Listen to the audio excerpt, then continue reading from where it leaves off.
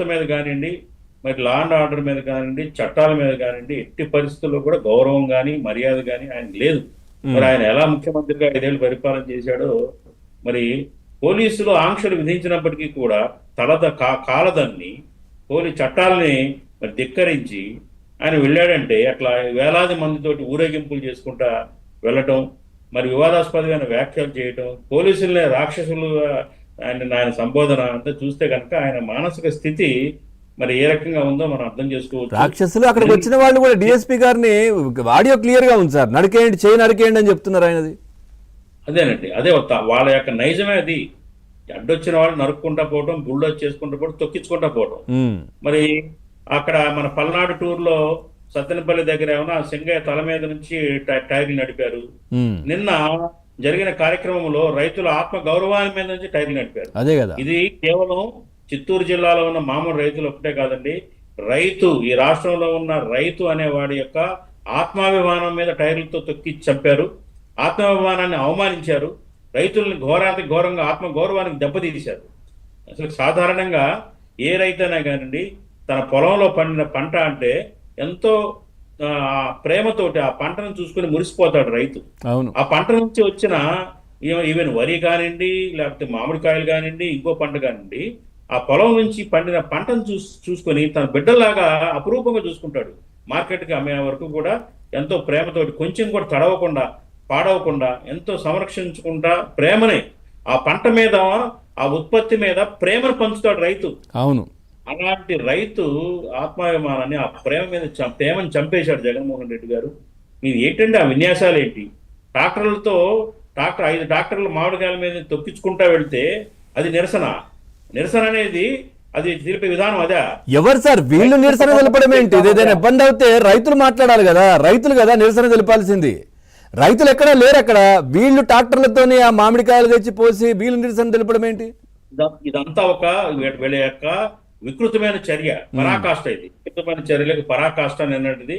ఆయన నైజం ఏంటి, ఆయన మైండ్ సెట్ ఏంటి అనేది ప్రపంచానికి అర్థమైపోయింది. ఇప్పుడు యాక్చువల్ గా అక్కడ ఆ ప్రాంతం అంతా కూడా అక్కడ ఒక్కడు కూడా రైతులు లేరు. కేవలం ఒక్కొక్క మండలం నుంచి ఇంతమంది రావాలి అని చెప్పేసి బళ్ళల్లో పెట్రోల్ పోయించి దాదాపు 3,000కు పైగా 2 వీలర్స్, 1,500 కార్లను రప్పించి జనాన్ని వేలాది మందితోటి ప్రతి చోట అంతే. ప్రతిసారి వీళ్ళు ఏంటంటే మేము ఇంకా బతికే ఉన్నాము, వైసీపీ పార్టీ ఈ రాష్ట్రంలో బతికే ఉంది, మాకు ఇంకా బలం ఉంది అని మీరు చెప్పుకోవడానికి, ఉనికిని చాటుకోవడానికి ఇట్లాంటి కార్యక్రమాలు చేస్తున్నారు తప్ప నిజంగా రైతుల మీద జగన్మోహన్ రెడ్డి గారికి ప్రేమ అనేదే లేదు, రైతుల మీద ఇంట్రెస్టే లేదు. అసలు ఆయనకి రైతుల గురించి ఏ అవగాహన ఉందండి? పంటల గురించి ఏ అవగాహన ఉంది? ఏ పంటలు పండించాడు ఆయన? ఏ రైతులను చూశాడు? ఎక్కడ? ఇప్పుడు పొగాకు రైతుల దగ్గరికి వెళ్ళాడు, మిర్చి రైతుల దగ్గరికి వెళ్ళాడు, నిన్న మామిడి రైతుల దగ్గర. నష్టమే కదా సార్, పొగాకు రైతుల దగ్గర బయలు దొక్కేశారు, నష్టం కలిగించారు వాళ్ళు. ఈ టూర్స్ తోటి నష్టం జరిగింది కదా, రైతులు కూడా భయభ్రాంతులకు గురే రాలేదండి.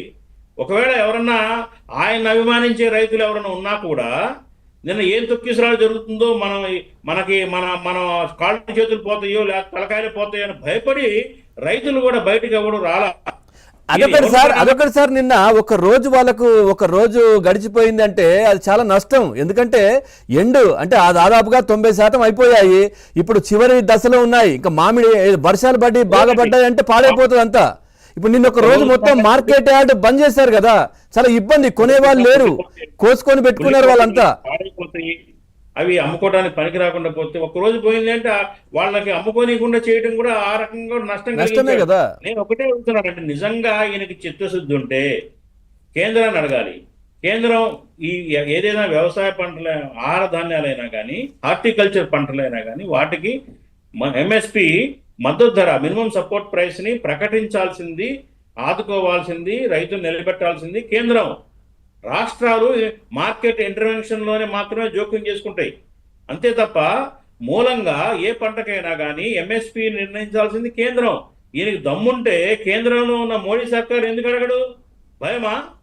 లేకపోతే జైలు పడేస్తారని ఈయన కేసులన్నీ బయటకు లాగని భయపడుతున్నాడా? ముందు నుంచి అదే అతని ధోరణి. మద్దతు నిజంగా నువ్వు రైతులకి పక్షపాతం అయితే పొగాకు రైతు కానివ్వండి, మిర్చి రైతు కానివ్వండి, తర్వాత ఈ మామిడి కానివ్వండి, ఇట్లాంటి కమర్షియల్ క్రాప్స్ ఏదైతే ఉన్నాయో వాటికి ఆయన హయాంలో కూడా డిస్ట్రెస్ ప్రైస్ కి అమ్మారు మామిడికాయ. తెలుసు అతనికి.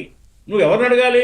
కేంద్రాన్ని అడగాలి. Okay. మంత్రులను Okay, sir. పంపించమని కానీ, Right. లేకపోతే ప్రత్యేకంగా బోర్డు ఏర్పాటు చేయమని కానీ, మామిడి బోర్డు ఇలాంటి అడగాలి. కానీ నువ్వు ఇక్కడ రాష్ట్రంలో అల్లకల్లోలం చేసి ఏం Sir, సాధించాలని? మీకు తెలియంది కాదు, పక్కన కర్ణాటకలో కూడా ఇంత రేటు లేదు కాబట్టి అక్కడ నుంచి కుమారస్వామి గారు కూడా కేంద్రంతో మాట్లాడి వాళ్లకు గిట్టుబాటు ధరను ఏదో మాట్లాడే ప్రయత్నం చేస్తున్నారు. వాళ్ళందరూ ఏపీకి వచ్చి అమ్ముకుంటున్నారు అక్కడ ఏపీకి వస్తున్నారంటే ఇక్కడ కొంచెం ఎక్కువ ఉన్నట్టే కదా పవన్ గారు. ఇది దేశవ్యాప్తంగా కూడా తోతాపురి మామిడికాయకి మార్కెట్ లేదు. నాట్ ఓన్లీ ఇది దేశంలో చాలా చోట్ల పండుతుంది, రకరకాల పేర్లతో ఉంటుంది. ఇది మనం తోతాపురి అంటాం. అవును, మన చిన్నప్పుడు మీరు కూడా చిత్తూరు మామిడికాయలు అంటాం. అవును, ఏంటంటే మామిడికాయలని చాలా పేర్లు ఉంటాయి. ఫుడ్ ప్రాసెసింగ్ లో పల్ప్ కి, ఫ్రూట్ జ్యూస్ కి పనికొస్తుంది. ఇది టేబుల్ ఐటమ్ కాదు. ఇది మనం బంగనపల్లి లాగానో ఇతర హిమాయత్ లాగా టేబుల్ ఐటమ్ కాదు. ఇది కమర్షియల్ క్రాప్. ఇది జ్యూస్ కోసమే తయారవుతుంది, తయారు చేస్తారు జ్యూస్ ఫ్యాక్టరీస్. నేను ఒకటే అడుగుతాను, నిజంగా ఇది చిత్తశుద్ధి ఉంటే పెద్దిరెడ్డి రామచంద్రారెడ్డి కనుసనలోనే దాదాపు 50-60 ఫ్యాక్టరీస్ ఉన్నాయి. సిండికేట్ అయ్యారు సార్, వాళ్ళంతా సిండికేట్ అయ్యి 3-4 రూపాయలకు మించి కొనట్లేదు వాళ్ళు. మంచి రేట్ ఎందుకు అమ్మించలేకపోయాడు?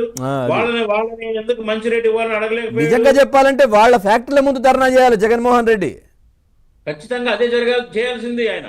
ఇప్పుడు ఆంధ్రప్రదేశ్ ప్రభుత్వం ఈయన ఈ కార్యక్రమం పెట్టుకోక ముందే ఆంధ్రప్రదేశ్ ప్రభుత్వం 4 రూపాయలు ఇన్సెంటివ్ ప్రకటించింది. అవును, ఏదైతే ఫ్యాక్టరీస్ వాళ్ళతోటి నెగోషియేట్ జరిపింది. జిల్లా కలెక్టర్ ఫ్యాక్టరీస్ వాళ్ళతోటి నెగోషియేట్ జరిపాడు. కాబట్టి ఆంధ్రప్రదేశ్ ప్రభుత్వం చేయగలిగిందంతా చేసింది. దాని మీద 269 కోట్లు నిన్న ఆ 4 రూపాయలు భాగంగా విడుదల చేశారు. దాన్ని కూడా ఏమంటాడు ఈయన, నేను ధర్నాకి వెళ్ళాను కాబట్టి ఇవాళ రిలీజ్ అయిందని చెప్పేసి వాళ్ళు సోషల్ మీడియా వాళ్ళు మాట్లాడుకుంటారు. అదే కదా వాళ్ళు, ఎందుకంటే కార్యక్రమం ప్రభుత్వం చేస్తా ఉంటే అంతకు ముందే ఈయన హడావిడి చేసేస్తారు, నా వల్లనే చేశారని చెప్పుకుంటారు. అని చెప్పుకోనివ్వండి, ప్రజలకు అందరికీ తెలుసు కదా ఏంటనేది. ఏదైనా కానీ జగన్మోహన్ రెడ్డి గారు తన పద్ధతి మార్చుకోవాలి. అట్లాగే డీవియేషన్ జరిగింది. నిన్న పోలీసు వాళ్ళు ఇచ్చిన పర్మిషన్ ను డీవియేట్ అయ్యాడు. ఖచ్చితంగా దాని మీద కేసులు పెట్టాలి. 100% కేసులు పెట్టి ఆల్రెడీ 375 మంది మీద కేసులు పెట్టారని చెప్తున్నారు. కానీ అది కాదు, దీనికి కారకులు ఎవరు, మెయిన్ లీడర్స్ ఎవరు, వాళ్ళందరి మీద కూడా కేసులు పెట్టాలి, చర్యలు తీసుకోవాలండి. ఎందుకంటే ఆయన